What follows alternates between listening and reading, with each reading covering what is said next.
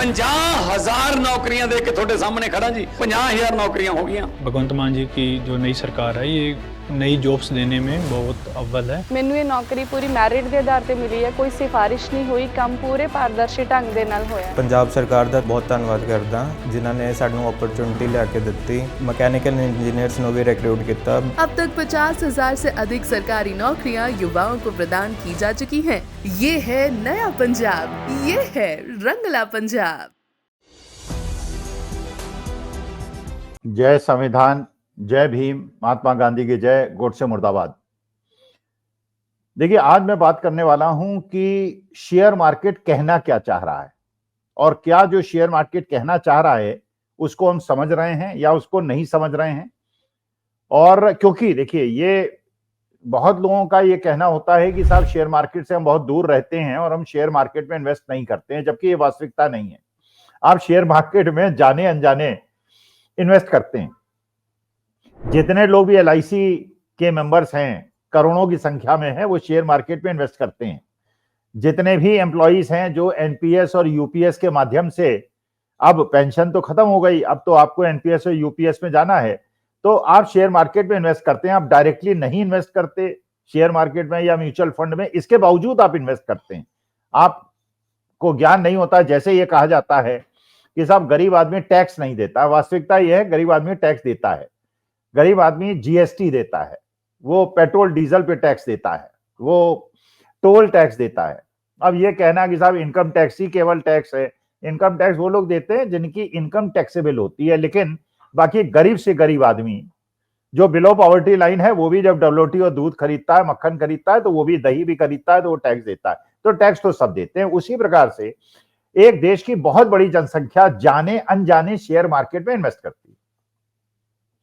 लेकिन एक चीज पहले मैं क्लियर कर दूं, देखिए, मैं कोई रिकमेंडेशन नहीं दूंगा, मैं कोई टिप नहीं दूंगा। मेरी जो भी ये सूचना है एक अध्यापक के रूप में, एक शिक्षक के रूप में, क्योंकि ये सब्जेक्ट मैंने पढ़ाया है, उसी प्रकार का मेरा विश्लेषण है।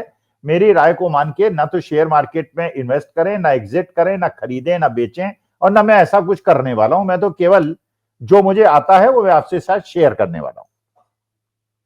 देखिए, मैं वो काम तो करूंगा नहीं जो अमित शाह साहब ने इलेक्शन के पहले, पार्लियामेंट इलेक्शन के पहले की थी, जो उनके अधिकार क्षेत्र में नहीं थी। क्योंकि देखिए, कोई भी आदमी शेयर मार्केट में ये कहे कि शेयर मार्केट बढ़ जाएगा या घट जाएगा, ये हमारे जैसे सामान्य लोगों के लिए नहीं है लीगल।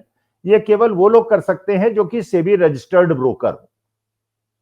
सेबी जो है 4 कैटेगरी में अपने जो कैटेगरीज हैं उनमें कैटेगराइजेशन करती है। तो जिनके पास ये अधिकार है कि शेयर मार्केट में रिकमेंडेशन दे सकें, केवल वो कर सकते हैं, बाकी लोग नहीं कर सकते। इसलिए मैं नहीं कर रहा हूं, लेकिन अमित शाह साहब ने किया था। उन्होंने कहा था जून में कि साहब शेयर मार्केट के अंदर इतना बड़ा बूम आने वाला है कि आप लोग मौका मत चूकिए, शेयर खरीद लीजिए। और लोगों ने शेयर खरीदा भी था। इलेक्शन रिजल्ट आने के पहले शेयर मार्केट बहुत तेजी से बढ़ा था, लेकिन जैसे ही रिजल्ट आए शेयर मार्केट बुरी तरह से टूटा था। तो अमित शाह साहब ने जो एक रिकमेंडेशन दी थी, वास्तविकता उसमें लाखों करोड़ों लोगों को लाखों करोड़ों रुपए का चूना लग गया था। तो मैं वो काम तो करूंगा नहीं। मैं तो एक शिक्षक के रूप में केवल जो बात मुझे समझ में आती है वो मैं करूंगा। देखिए, पहली बात यह है कि शेयर मार्केट इधर बहुत ज्यादा बढ़ा क्यों है। देखिए, उसके 2-3 कारण है। पहला कारण तो यह है कि जैसे मैंने आपको बताया, unified pension scheme, new pension scheme, share market का रिटर्न मिलने के कारण बहुत बड़ा नया युवा वर्ग ऐसा है जिसने शेयर मार्केट में डायरेक्टली भी इन्वेस्टमेंट करना शुरू कर दिया, म्यूचुअल फंड में भी इन्वेस्टमेंट करना शुरू कर दिया, शेयर डायरेक्टली खरीदने शुरू कर दिए, और सिस्टमैटिक इन्वेस्टमेंट प्लान के माध्यम से शेयर मार्केट में इन्वेस्टमेंट शुरू कर दिया। अब सिस्टमैटिक इन्वेस्टमेंट प्लान क्या होता है कि आपको ये नहीं पता कि शेयर मार्केट बढ़ने वाला है या घटने वाला है, तो आप क्या करते हैं कि अपने ब्रोकर को एक आदेश दे देते हैं कि साहब हर महीने की इस तारीख को इतने रुपए मेरे अकाउंट से निकाल लो और शेयर मार्केट पे इन्वेस्ट कर दो। कि मार्केट ऊपर जाए या नीचे जाए मुझे मतलब नहीं, मैं तो एवरेजिंग कर लूंगा। अगर अल्टीमेटली शेयर मार्केट ऊपर जाएगा तो मुझे फायदा हो जाएगा। तो सिस्टमैटिक इन्वेस्टमेंट प्लान में एक बहुत बड़ा वर्ग हिंदुस्तान के लोगों का ऐसा है जो शेयर मार्केट में इन्वेस्ट करता है SIP के माध्यम से। फिर जो सरकार ने new pension scheme, unified pension scheme लाई, उसके माध्यम से भी बहुत सारे लोगों की मजबूरी बन गया कि वो चाहते न चाहते जो LIC में प्रीमियम देते हैं, LIC भी बहुत बड़ा बैंक वाले इन्वेस्टमेंट करते हैं, म्यूचुअल फंड इन्वेस्टमेंट करते हैं। तो उसमें अगर अच्छा, फिर आपके पास विकल्प क्या है भाई? अगर आपके पास कोई ऐसी बचत है जिसको आपको कहीं इन्वेस्ट करना है।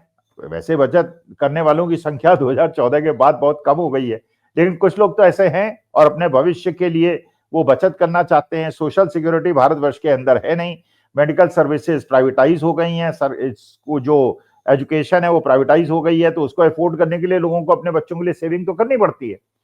अच्छा, आप सेविंग करेंगे तो या तो फिक्स डिपॉजिट में पैसा डालेंगे या शेयर मार्केट में पैसा डालेंगे।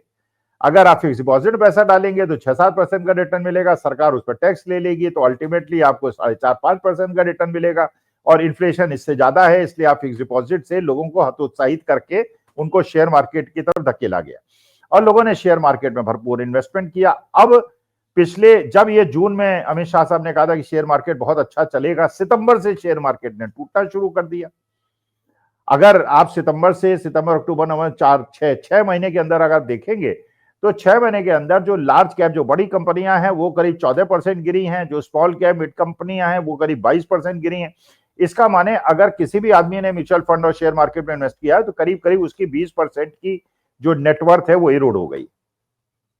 अच्छा, ये संख्या छोटी मोटी तो है नहीं भाई, ये 7-8 करोड़ों लोग भी अगर हिंदुस्तान में 142 करोड़ लोगों में हैं और 4-4, 5-5 लोग भी इन पे डिपेंडेंट हैं, तो इसका माने देश की करीब 30% जनसंख्या ऐसी है जिसने अगर 6 महीने पहले इन्वेस्टमेंट किया है या जो वो पहले प्रॉफिट में बैठा हुआ था पिछले 6 महीने के अंदर उसने अपने सारे प्रॉफिट्स को लूज कर दिया है।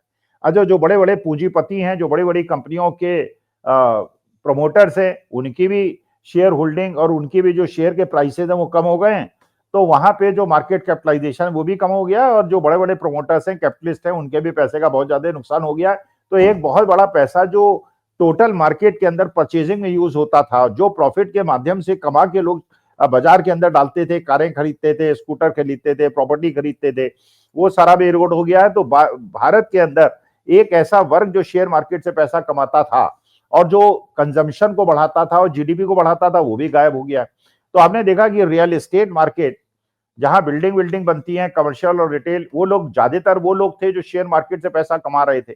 अब उनका भी क्योंकि लॉस हो गया तो रियल एस्टेट के अंदर भी बहुत बड़ा स्लम्प आ गया है।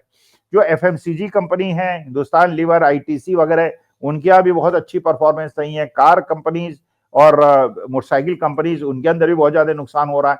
तो इसका मतलब यह है कि एक बहुत बड़ा वर्ग आज के तारीख में इस बात से चिंतित है कि शेयर मार्केट में जिस प्रकार से परेशानी हो रही है, तो आखिर अपने पैसे को बचाए कैसे। अभी तक तो 2014 के पहले लोग सोचते थे कि सरकार से कहते थे साहब हमको ये दे दीजिए, वो दे दीजिए। अब तो लोग 2014 के बाद सरकार से कहते हैं, माननीय मोदी जी से और निर्मला जी से हाथ जोड़ के कहते हैं कि साहब जो हमारे पास है कम से कम वो हमें बचने दीजिए, उसे हमें मत खींचिए। आप कॉर्पोरेशन टैक्स के, टोल टैक्स के माध्यम से, जीएसटी के माध्यम से, इनकम टैक्स के माध्यम से, इधर tax, long term capital tax के माध्यम से, शॉर्ट टर्म कैपिटल गेन के टैक्स के माध्यम से, हर चीज में हमसे पैसा वसूलते हैं। तो हम अच्छा जो पैसा हमारा थोड़ा बहुत हम बचा भी लेते हैं अपने बच्चों के लिए, वो फिक्स डिपॉजिट में भी आप नहीं डालने देते और शेयर मार्केट भी टूटता चला जा रहा है, तो हम पैसे को आके रखें कहाँ। तो ये एक परेशानी बहुत बड़ी क्रिएट। अच्छा, सरकार ने पूरी कोशिश की, क्योंकि सरकार ये दिखाना चाहती है कि शेयर मार्केट जो है वो ट्रू रिफ्लेक्शन है देश की इकोनॉमी का। तो उन्होंने शेयर मार्केट को बढ़ाने के लिए जैसे एनपीएस और यूपीएस की स्कीम लाई, इंटरेस्ट रेट को कम किया, सारे प्रयास किए। उन्होंने 3 प्रयास और करे, लेकिन उससे शेयर मार्केट ने ये इंडिकेशन दे दिया, शेयर मार्केट ने कहने का प्रयास किया कि भैया हम तो तुम पे विश्वास नहीं करते, शेयर मार्केट तो नीचे जाएगा। जैसे पहला प्रयास हुआ कि साहब कहा गया कि 12 लाख तक का जो इनकम टैक्स है उसको एग्जाम कर दिया, कोई टैक्स नहीं देना पड़ेगा, ऐसे बताया गया। दिल्ली इलेक्शन जीतने के लिए जैसे मिडिल क्लास को बहुत बड़ा फायदा हो गया, लेकिन वास्तविकता यह है कि बहुत छोटे वर्ग को यह फायदा हुआ। जितना फायदा उसको इनकम टैक्स बचाने से हुआ, उससे 10 गुना नुकसान उसको एफडी में इंटरेस्ट रेट कम हो जाने से और शेयर मार्केट के 20% टूट जाने से हुआ। तो वो भी उसको कोई फायदा नहीं हुआ, लेकिन चलिए दिल्ली इलेक्शन में भारतीय जनता पार्टी ने उसका फायदा उठा लिया। अच्छा, जब देश के अंदर इन्फ्लेशन बढ़ रहा है, पूरे विश्व के अंदर इन्फ्लेशन बढ़ रहा है, उस समय इंटरेस्ट रेट के घटाने से ये सोचा गया कि जब फिक्स डिपॉजिट में लोगों को पैसा कम मिलेगा तो वो शेयर मार्केट में जाएंगे, लेकिन उसको भी अनसुना कर दिया लोगों ने और उसमें भी शेयर मार्केट तब भी उसने ये कहा कि नहीं हम खुश नहीं है, हम नीचे जाएंगे। अच्छा, उसके बाद ये हुआ कि मोदी जी की डोनाल्ड ट्रंप से मुलाकात होगी, अमेरिका जाएंगे वो और अमेरिका से बहुत अच्छी अच्छी गिफ्ट लेके आएंगे, देश के निवेशकों को फायदा होगा, इंडस्ट्री को फायदा होगा। लेकिन जब मोदी जी की वहां पे डोनाल्ड ट्रंप से मुलाकात हुई तो ये पता चला कि जो डोनाल्ड ट्रंप चाहते थे उन्होंने तो वो पा लिया, मोदी जी चाहते थे वो नहीं पा पाए। देश को कोई फायदा नहीं हुआ। टैरिफ भी उन्होंने लगा दिया, अपने महंगे तेल को बेचने की भी पाबंदी लगा दी, और भारतवर्ष के जो यहाँ से वहां पे चीजें जाती हैं उसमें टैरिफ को बढ़ा दिया, और अमेरिका से जो चीज भारतवर्ष के अंदर आती हैं उसमें टैरिफ को कम करा दिया। तो मोटरसाइकिल पे, इंपोर्टेड लिकर पे, बहुत सारी चीजों में भारत ने अपने टैक्सेस को, तो उससे भी शेयर मार्केट को बहुत ज्यादा परेशान हो गया। अब स्टील इंडस्ट्री में अगर 25% का टैरिफ अमेरिका लगा देता है, जो स्टील कंपनीज है उनको नुकसान हो जाता है। अगर मोटरसाइकिल भारत के अंदर इंपोर्टेड मोटरसाइकिल सस्ती हो जाएंगी तो भारत की जो मोटरसाइकिल इंडस्ट्री है उसको नुकसान हो जाता है। तो शेयर मार्केट को धक्के में धक्के लग रहे हैं, और इससे ये लग रहा है कि जितना भी सरकार ये कोशिश कर रही है कि शेयर मार्केट को किसी प्रकार से खड़ा कर दे, और शेयर मार्केट को जब फायदा पहुंचा तो बड़े बड़े पूंजीपतियों को फायदा पहुंचेगा, फिर उसका जो चुनावी बॉन्ड में और अलग तरह से पैसा देंगे। लेकिन जब बड़े बड़े प्रोमोटर्स को, बड़े बड़े पूंजीपतियों को ही नुकसान हो रहा है, तो चुनावी फंडिंग कैसे होगी? चुनावी फंडिंग नहीं होगी तो चुनाव सरकार कैसे लड़ेगी, उनकी पार्टी कैसे चुनाव लड़ेगी? तो ये बहुत सारी परेशानियां हैं। लेकिन असली मुद्दा ये है कि देश की जनता इस समय इनकम उसकी बढ़ नहीं रही, महंगाई उसकी बढ़ रही नहीं, बच्चों को नौकरी मिल नहीं रही। एक आसरा शेयर मार्केट का था वो भी टूटता चला जा रहा है, नुकसान भीषण होता चला जा रहा है, शेयर मार्केट झटके पे झटके देता चला जा रहा है। अब ये हम लोग वेट करते हैं कि अभी तक तो चलिए विदेशी निवेशक केवल बेच रहे थे इसलिए शेयर मार्केट नीचे जा रहा था, लेकिन कम से कम जो भारतीय इन्वेस्टर हैं उन्होंने पैसा लगाते रहे सिस्टमेटिक इन्वेस्टमेंट प्लान से, और यहाँ म्यूचुअल फंड पैसा लगाते रहे। लेकिन अगर भगवान न करे, अगर लोगों ने म्यूचुअल फंड में पैसा लगाना बंद कर दिया, सिस्टमेटिक इन्वेस्टमेंट प्लान में पैसा लगाना बंद कर दिया, और देशी निवेशकों के पास पैसा नहीं रहा और विदेशी निवेशक बेचते रहे, तो देश की क्या स्थिति होगी, आर्थिक स्थिति क्या होगी? रुपया वैसे ही कमजोर होता जा रहा है क्योंकि विदेशी निवेशक बेच बेच के जा रहे हैं। तो देश के आर्थिक मुद्दों पे ज्यादा बात करने की आवश्यकता है। बाकी चीजें जो हम लोग करते हैं, ऑप्टिक्स करते हैं, उसकी आवश्यकता नहीं है। जो 21वीं शताब्दी को देश को ले जाने के लिए जो चीज आवश्यक है उस पर ध्यान देना आवश्यक है। नमस्कार, धन्यवाद और प्रणाम।